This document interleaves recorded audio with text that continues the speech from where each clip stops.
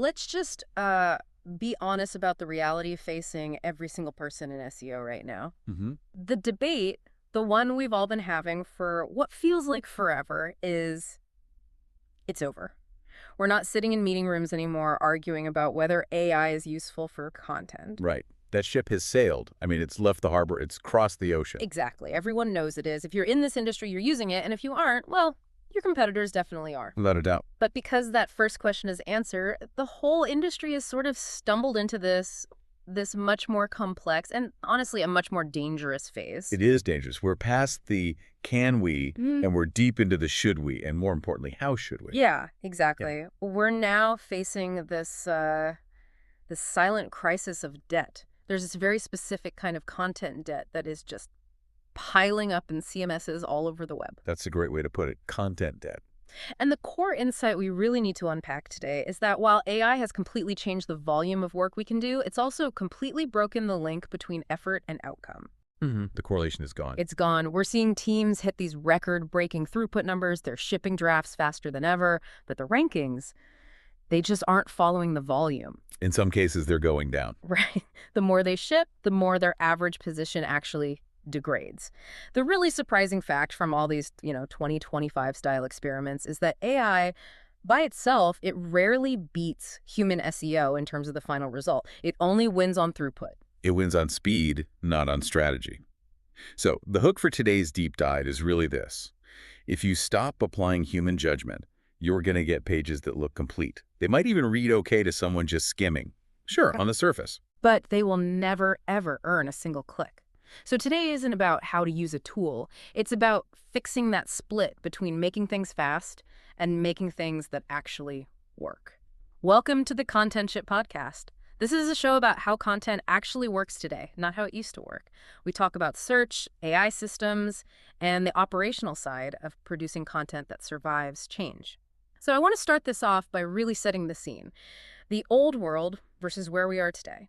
Because I think we forget how painful the old way was, and, well, that amnesia leads us to make some pretty big mistakes now. Yeah, it's easy to forget the grind. It really is. Yeah. If we rewind just a few years, pre-AI, creating a truly competitive, evergreen piece of content, something designed to really own a difficult keyword. It was a massive project. Oh, huge. We're not talking about a quick blog post. We mean those comprehensive 10, 15,000 word definitive guides. These pillar pages. The pillars, exactly. Yeah. And back then, a piece like that could easily take 2 months to get right. If you were lucky, I've seen them take a whole quarter. Right. And the writing was maybe 40% of the work. The rest was what I'd call structural engineering. You had to map out the entire hierarchy, make sure the tone was consistent across 20 different subheadings, check for internal consistency. All the internal linking, Yes. the linking, the editing. It was ruthless. It was grueling work. But here's the thing. When you published it, it usually ranked. Mm-hmm. It ranked because the barrier to entry was sheer effort. If you put in those 2 months, you created a resource that was so comprehensive and so experience-led that Google had to reward that density. The effort was a proxy for quality, in a way. It was. Now, flip the switch. Today's workflow, that same structural skeleton, that 10,000-word monster, you can assemble that in under a week. Maybe even a couple of days if you're really pushing it. You can. And teams are seeing these massive spikes in draft volume. Suddenly you can run more iterations, explore 5 different angles for a topic you would have only had time for once. You can ship drafts at a pace that was, it was physically impossible for a human team in 2022. Completely unimaginable. And this is where the illusion happens. The trap is believing that speed equals edge. That's the core misunderstanding. It is. The data we're looking at today suggests something very, very specific. AI does not create the edge. Traffic doesn't come from the fact that you generated the page. Nope. Traffic comes from fundamentals. It comes from real human demand. It comes from doing realistic competition analysis. It comes from matching the user's intent perfectly. The boring stuff that The boring stuff that still works. And the failure mode, that silent debt I mentioned, it happens when you pull the human element out of that process. You get what we call the classic failures. I think I know it's on this list. Oh, yeah. You get facts that are just slightly wrong. Yeah. You get intent that is completely mismatched. The user wants a calculator, and you give them a history of mathematics. Right. You get thin angles, and worst of all, you get pages that look polished. They have H2s, they have bullet points, they have intro paragraphs, but they are empty. They're hollow. There's no soul to them. They are void of the specific insight that makes a human being actually stay on the page and read. And I want to double click on that phrase you used, content debt. Yeah. Because usually when we talk about tech debt, we mean messy code that you have to fix later. Hmm. But this is different. It's very different. You're describing a website that looks healthy on the surface. It's got thousands of pages. The last updated dates are fresh, nice headers. Yeah. But underneath, it's rotting. It's rotting from the inside out. It looks like what I call the traffic plateau of death. Okay, explain that. So here's the scenario. You've got your new AI workflow. You're shipping 50 articles a week. Your graph in your dashboard for published pages is going up and to the right. It looks beautiful in the boardroom. The vanity metric looks great. Looks amazing, but your traffic graph, it's flat.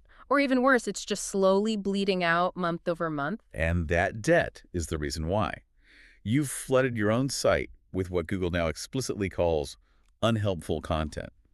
Exactly. And now the algorithm isn't just ignoring the new stuff, it's starting to mistrust your old stuff, the good stuff. You're diluting your own domain authority with every one of those generic AI drafts you hit publish on. It's like watering down a fine wine. At first it's okay, but eventually it's just purple water. And it has no value. And you're right, the first place this breakdown happens is not in the writing itself. It's way, way before that.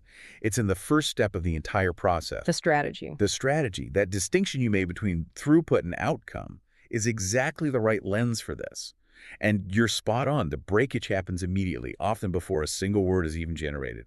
It starts with strategy and specifically keyword research and intent mapping. Okay, so let's dig into that. Why does AI, which is this incredible data processor, fail at something that seems like it should be its strength?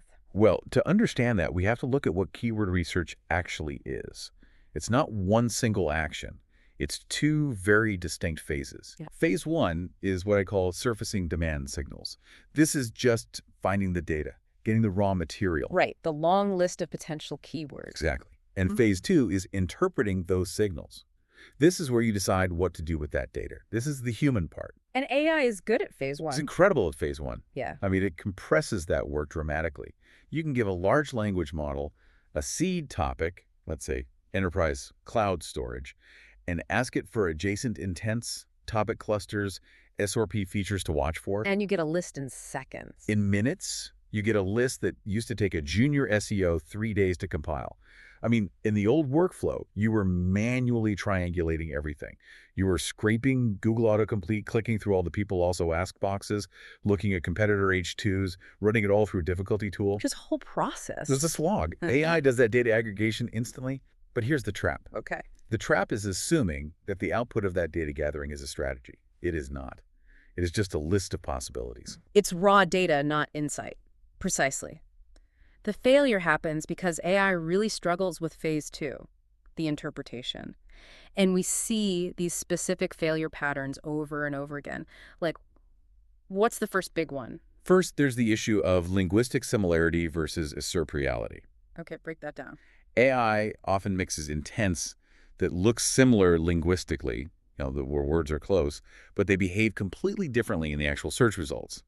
For example, if you ask for keywords related to a software product, the AI might group thus software free trial and software pricing model into the same content brief. Because to a machine, free trial and pricing are both about cost. Exactly. To an LLM, those are semantically close. But to an experienced SEO, one of those triggers a transactional product page, and the other triggers a long-form comparative blog post. If you try to combine them onto one page, You'll rank for neither of them. you'll rank for neither. You satisfy no one.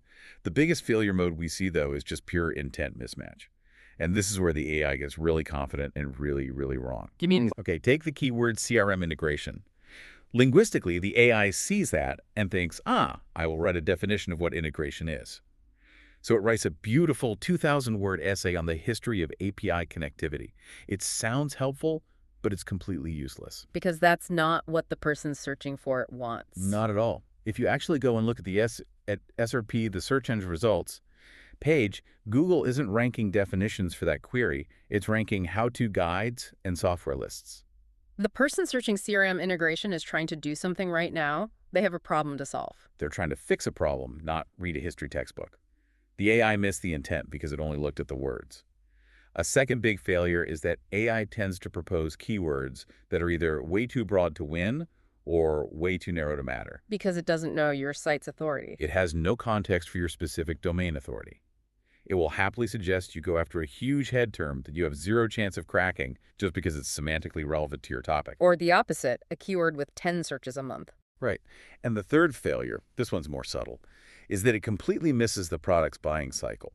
It doesn't understand that your specific customer might need to see a definitional piece before they're ready for a solution-focused piece. Just throws it all in a bucket. So this is where the human advantage, that interpretation layer, is still, well, it's everything. It's undefeated. Experienced SEOs spot patterns that spreadsheets and LLMs just can't see. When a human looks at a SERP, they're not just reading text. They're asking these qualitative questions. Like what? Like, are the top results mostly templates or calculators? If they are, a long-form blog post is dead on arrival. Right. Don't bring a knife to a gunfight. Exactly. They're asking, do forums like Reddit or Quora dominate this conversation? If yes, that's a huge signal that users want authentic peer-to-peer advice, not another corporate guide. They want real experience. They want real experience. They're asking, is Google treating this as a simple definition query? Or is the click curve being totally eaten by featured snippets and video carousels? These are strategic observations, not just data points. And it all comes back to Google's own guidance, doesn't it? The whole helpful, reliable, people-first content thing. It's the standard. That document is not a technical manual. It is a philosophical reminder that relevance is the only metric that matters. It's not about using a keyword tool to find a high-volume term. It's about asking, can I actually be relevant to the person searching for this? So the takeaway on strategy is pretty clear. Use AI to find the signals, but don't let it tell you which signals to follow. That's it. Use it to widen your net, but a human brain has to decide what to do with what you catch. Once that strategy is set, though, then we move into the actual creation phase. And this is where we run into what we've started calling the junior partner problem. I love that phrase, the junior partner concept, because it perfectly frames the relationship you need to have with these tools during the drafting phase. It's a really helpful mental model. It is, and we need to really drill down into this because this is where the daily work happens for so many people. The best way to think about the AI tool during the writing phase is not as an author, and it's definitely not as a generator. You have to treat it like a junior SEO assistant. Okay, so unpack that. What does a junior assistant do? Well, think about a great junior assistant. They're eager, they're available 24/7, they help you brainstorm. If you're stuck on a sentence, they can rewrite it in 5 different ways. If you need a transition between 2 complex ideas, they can frame it for you. If you need 5 examples of a specific concept, they can generate them in, 3 seconds? That is incredibly valuable. Massive accelerator. It is. However, and this is the big, bold, all caps caveat, they are not accountable for truth. There's the catch. That's the catch. And I know a lot of people listening are probably thinking, wait a minute, I just paid $20 a month for a tool that claims it's an expert writer. If I have to treat it like an intern who makes stuff up, why am I even using it? Why not just hire a human? That is the million-dollar question, isn't it? It is. And the answer is leverage. Pure and simple. Even a messy intern can run faster than you. If you need to summarize 50 competitor articles to find a common content gap, a human researcher takes 3 days. The junior partner AI takes 3 minutes. So you're trading one type of work for another. Exactly. You are trading drafting time for editing time. You are effectively promoting yourself from writer to editor-in-chief. But if you abdicate that editor role, that's when you get in trouble. That's when you get fired. That's when you get fired. If you've ever managed a very green intern, you know this feeling. They hand you a report and it looks fantastic. The formatting is perfect, spelling is correct, the tone is super professional. Looks great on the surface. But if you don't actually check their sources, you might find that the core statistic they base their entire argument on is from 2014, or they just completely misunderstood it. Right. And that is exactly what working with AI is like. There's a cost to this assistant work. We call it the fixing tax. The fixing tax. I like that. It's a real thing. In practical reality, for every hour you use an AI as your personal assistant, you should budget time to catch multiple mistakes. We've seen on our teams in busy weeks when we're really pushing volume, seasoned SEOs will find themselves fixing 10 to 15 small issues per hour of AI output. That's a significant number, 10 to 15 issues an hour. It's a lot. And it's not just typos. So what kind of errors are we talking about here? Well, you've got the classic hallucinated statistics. The AI will confidently tell you that 70% of marketers prefer X. And when you go looking for the source, It doesn't exist. It just made it up. The ghost source. The ghost source. Second, you get these made-up explanations for why something ranks. It might say a competitor is ranking because of their amazing meta description, which, as we know, is almost certainly false. Right, that's not a direct ranking factor. And third, and this is the most dangerous one in my opinion, are the subtle misunderstandings of your specific product or a niche topic. It might describe a software feature that sounds plausible, but it doesn't actually exist in the current version of the tool. And if a potential customer reads that, you've just lost all credibility. Instantly. This is why we need a framework for trust. Which brings us to Google's own guidelines, the Search Quality Evaluator Guidelines, specifically EEAT. Experience, expertise, authoritativeness, and trustworthiness. Right. Now, we all know we don't optimize for the raters directly. They don't impact your rankings in real time. But you absolutely should be using EAT as a checklist. It's the perfect tool to catch content that reads polished but lacks any real experience. It's a gut check. It's a gut check. When you read an AI draft, you have to ask yourself, does this demonstrate experience? Does this sound like it was written by someone who has actually done the thing they are writing about? Or does it sound like someone who just read the Wikipedia page about the thing? Exactly. An AI cannot have experience. It's impossible. It can mimic expertise by summarizing other expert content, but it cannot mimic genuine lived experience. That is your job. Your job as the senior partner in this relationship is to inject that experience, to verify the trustworthiness, and to make sure the authority is actually earned, not just simulated. That's the human layer of value. It is. And before we get into the solution, the actual practical workflow that solves this split between speed and quality, just want to take a brief pause here. If you're finding this deep dive into modern content operations useful, please consider subscribing or sharing the show. We're really building this for people who are in the trenches of SEO and content every day, and your support helps us keep going deeper into these topics. All right, so moving into this solution, we have to talk about governance. The goal of a modern SEO workflow can't just be more content. It has to be experiment-driven SEO that balances speed with control. Right. We need a way to let the AI move fast without letting it publish a bunch of unreviewed assumptions. It's scary, isn't it? You've got this powerful tool that hallucinates facts, it misses user intent, it can dilute your brand. The natural reaction for a lot of companies is just to ban it, to say, nope. No AI allowed here. But we know that doesn't work either, because then you just get completely outpaced by the competitors who do figure this out. You can't ban the calculator just because you might type the wrong numbers in. You need a process to check the math. So what does that process actually look like? Because governance can sound like a really boring corporate buzzword. We have to make this practical for a team that has a deadline on Friday. Totally. So we've broken this down into a 4-step governed workflow. And whether you're running an agency, you're a freelancer, or you're on an in-house team, this structure is really designed to protect you from that content debt we were talking about earlier. Okay, let's hear it. Step 1. Step 1 is monitor the market, not just your backlog. Oh, that's interesting. Most teams start their workflow by looking at their own spreadsheet of ideas. And that's a mistake. Yeah. They open up a list of ideas they came up with 6 months ago. The market has changed since then. You need to be looking outward. You need to be monitoring industry news, competitor product announcements, and specifically shifts in the SRPs themselves. Because those are the best early signals for new keywords. They're the best. If a competitor launches a new feature or if a new regulation hits your industry, that creates this immediate wave of new search demand. You want to be there to catch that wave early. Okay, so you're monitoring the market. What's step 2? Step 2 is score your ideas. This is the filter. This might be the most important step for preserving your sanity and your budget. You have to be ruthless. You have to be ruthless. You must not write everything just because you found a keyword. And just because an AI can write a draft for it in 10 minutes does not mean you should. Right. You need a scoring system. If an idea doesn't clearly match a target persona, a specific business goal, A&D, a realistic keyword opportunity, you have to kill it. This is so critical for agencies and freelancers especially.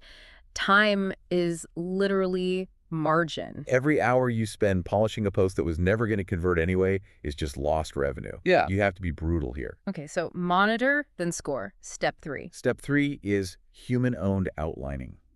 This is the pivotal moment in the entire creation process. It's fine to draft with AI, that's the whole point, but the human must own the outline. This is a key distinction. It's a massive distinction. When the outline is yours, when you have decided on the headers, the flow of the argument, the key takeaways, The AI becomes a multiplier. It's just filling in your pre-approved structure. But if you let the AI generate the outline, You inherit its blind spots. You inherit its generic structure. You inherit its complete misunderstanding of the user journey we talked about earlier. You must hold the pen when the skeleton of the article is being built. I love that. Hold the pen. Okay, and step 4. Step 4 is what we call the content ship approach. And this is really where tools that are designed for governance like content ship fit into the picture. The idea is to automate the radar, not the judgment. Automate the radar, not the judgment. You want a system that's monitoring all those niche feeds for you, keeping your radar on 24/7. You want a system that can deduplicate breaking stories. So if 10 sources report on the same Google update, you don't get 10 alerts. You get one clean, actionable idea. And you want a system that helps you with step 2, scoring those candidates from 0 to 100 against your own strategic context. So by the time a topic even gets to the drafting phase in this workflow, it's already passed 3 critical gates. It's relevant, it's scored, and it has a human-owned structure. So the foundation is solid before you even start writing. Exactly. But even with this perfect workflow, with the perfect strategy and the perfect outline, that final draft eventually gets created. And that draft needs a very specific kind of review. It's not a spell check. We call it a safety check. That safety check is the final line of defense. And I want to be really clear here. This is not about proofreading for commas. I mean, AI is actually pretty good with commas. Yeah, grammar is usually fine. This is about preventing your site from completely tanking because you published something that was factually wrong or just unhelpful nonsense. Right, the high-risk stuff. The high-risk stuff. So we recommend a specific 5-point quality checklist. You don't need a huge bureaucratic process. You just need to be consistent. Every single piece of AI-assisted content must pass these 5 checks before it goes live. Okay, let's walk through them. What's number 1? Check number 1, the intent check. Simple question.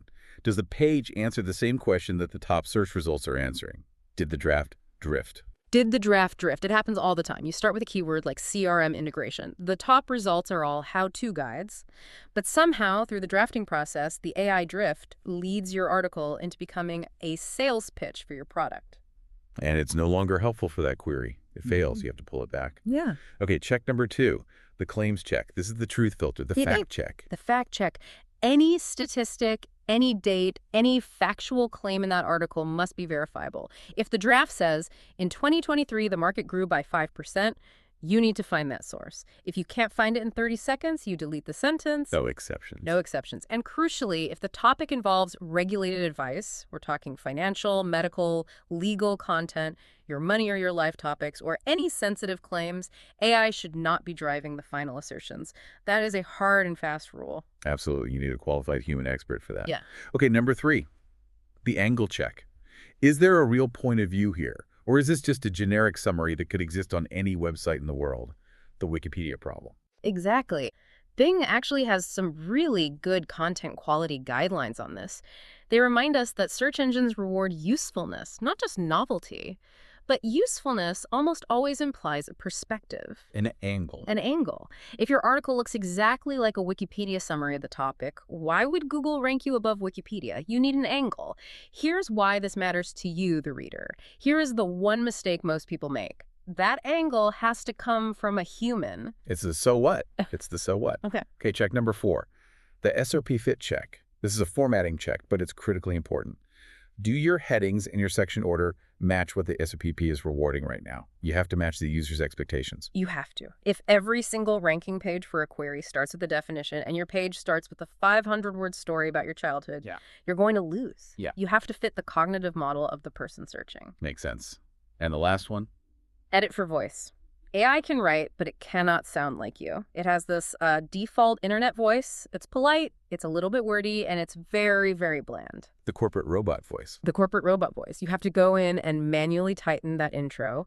You have to fix the transitions so they flow naturally. You have to rewrite the conclusion so it has some punch. You have to inject your brand's actual personality. This is what stops it from feeling like content sludge. And I think we have to address the elephant in the room here, which is the helpful content update, or the HCU, from late 2023 and into 2024.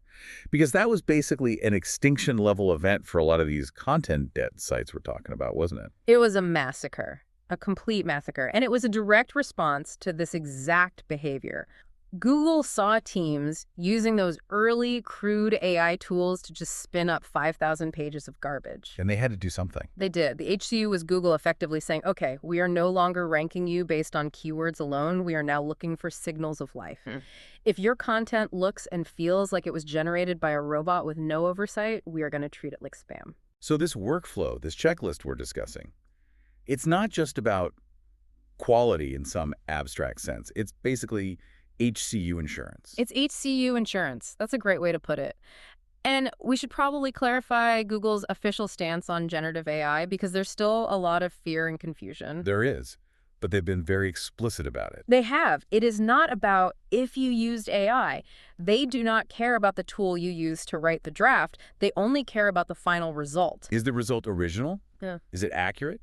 Is it useful to a human? That's it. If you use AI to generate a spammy, duplicative, unhelpful page, you will lose. But guess what?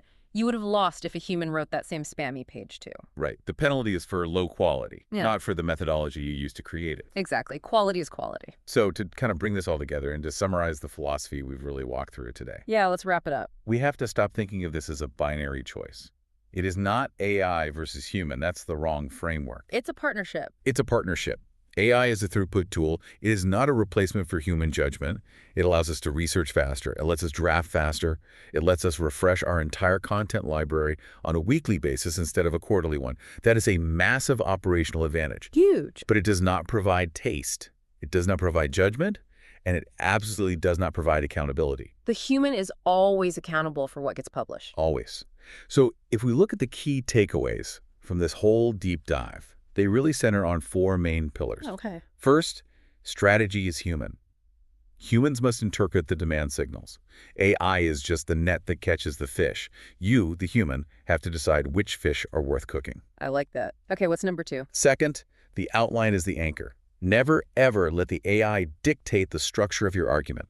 A human-owned outline is what prevents you from inheriting the AI's blind spots and its generic worldview. Hold the pen. Hold the pen. Third, trust is earned. Treat the AI like that junior partner. Expect it to make 10 to 15 mistakes an hour. If you go in with that critical expectation, you'll catch them. If you go in trusting it blindly, you will get burned. Guaranteed. And the last one. And finally, governance over speed. Use a scoring system. Be ruthless. Decide what to write long before you start writing it.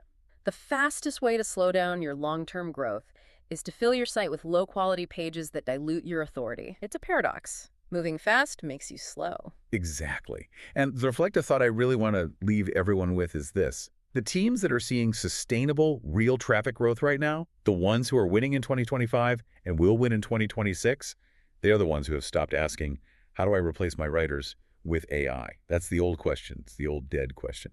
Instead, they're asking a much better question. How do I use AI to ship more of my team's best human thinking?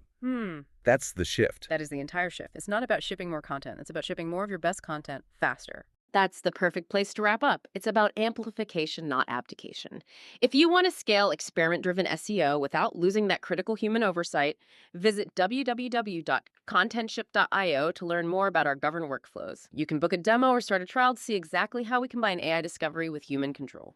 Thanks for listening to the Content Ship podcast.